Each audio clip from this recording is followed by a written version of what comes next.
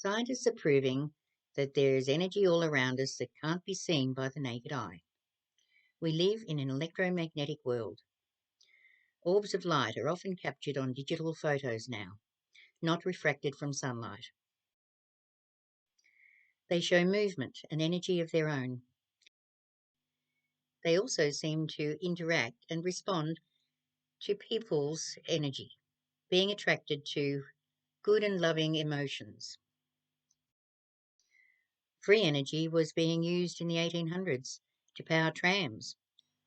I think this shot was from a city in Bulgaria, may have been remnants of the Tartarians. They had balls of mercury on their roofs that somehow collected the energy from the distant transmitters. They had a grounding track on the ground, but it wasn't electrified to see people walking on them. The advent of electricity through wires meant it could be charged for, which spelt the destruction of free energy. Unfortunately, a few days after this film was taken, this city was completely wiped out by the great earthquake and fire of 1906 in California. Old etchings show atmospheric energy being deployed through weapons, possibly equivalent to our modern lasers, and microwave technology, shown to be capable of emitting great pain and harm, but capable of being very useful to tyrants wanting to implement modes of surveillance and controlling the population. For your children's sake, find out more about the serious harmful effects of 5G before accepting smart technology into your phones, homes, streets, and cities. The outcome of these hidden powers is unfolding day by day, exposing their nefarious intentions.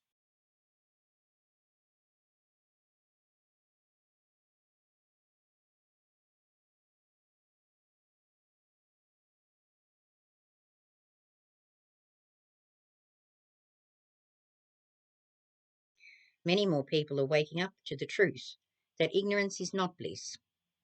The war against humanity has already begun,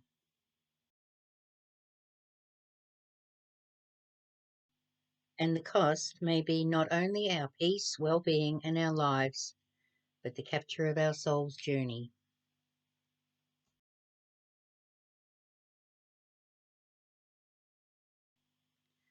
I suggest you pause to read the next literature from other people, drawing the same conclusions that the remnants of the Titans have it in for us humans.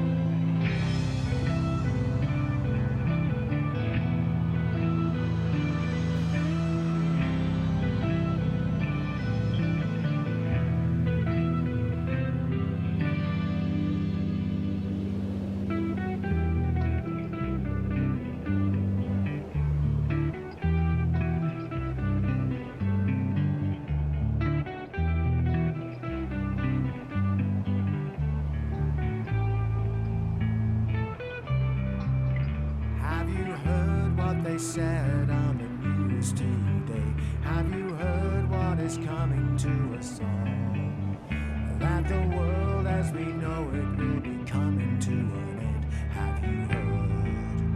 Have you heard? He sees them in the distance when the darkened clouds roll. He can feel tension in the atmosphere. He would look in the mirror, see an old man now. Does it matter? They survive somehow. They said there's nothing can be done about the situation. He said there's nothing we can do at all. To sit and wait around for something to occur. Did you know? Did you know? As as he stares across the garden, looking at the meadows, wonders if they'll ever grow again. The desperation of the situation getting graver, getting ready when the wild wind blows. Have you seen what they said on the news today? Have you heard what they said about us all? Do you know what is happening to just every one of us? Have you heard? Have you heard? There will be a catastrophe, the light we've never seen. There will be something that will light the sky.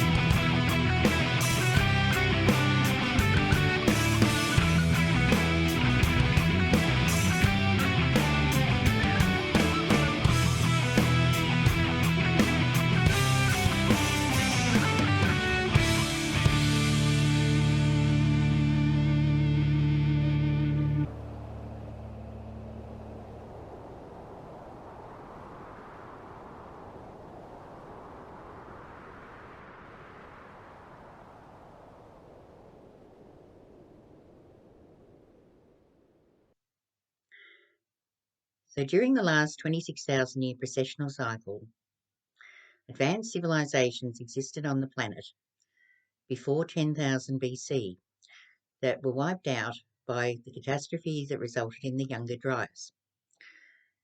Then people started replenishing Europe and Asia, primarily hunter-gatherers, until about 7,000 BC, when agriculture appeared, until about 4,000 BC, when rulership swept the lands. Some say there is evidence of 6 king lines who came down from the north to Mesopotamia. Could this be where we get the term Vikings, 6 kings? Their lineages all trace the same path, they say, to Abraham of Ur, which gave rise to 2 male lines, one leg to Isaac, Jacob, Hebrews and Christians, one leg to Ishmael, Muhammad, Islam and Muslims. Jacob's line continues to become the 12 tribes of Israel. Then through a covenant with God, but one may ask which God, the tribe of Judah leads to King David and Solomon. This would explain why the 3 major religions are all still fighting over Canaan, and the other tribes were supposedly lost. But not so much lost as hidden. Remember, the Bible says, Shem shall dwell in the tents of others. Their descendants were transported to Europe, Ireland, Scotland, and Scandinavia to become rulers, courtiers, and masters of secret societies, several of these becoming the Plantagenets, leading to the De Vere family, and Nicholas de Vere, supposedly the rightful heir. Their power is far-reaching. They've changed laws, languages, the Bible, food, medicine, and much of our reality, but they can't win our soul unless we give it. So what does this mean for the human species navigating our spiritual journey through murky waters with hybrid DNA, while the elite classes try to keep us powerless, ignorant, and in fear, to keep us trapped in this realm? I think, personally, it's the will to live a goodly life in spite of desires of the flesh that redeems.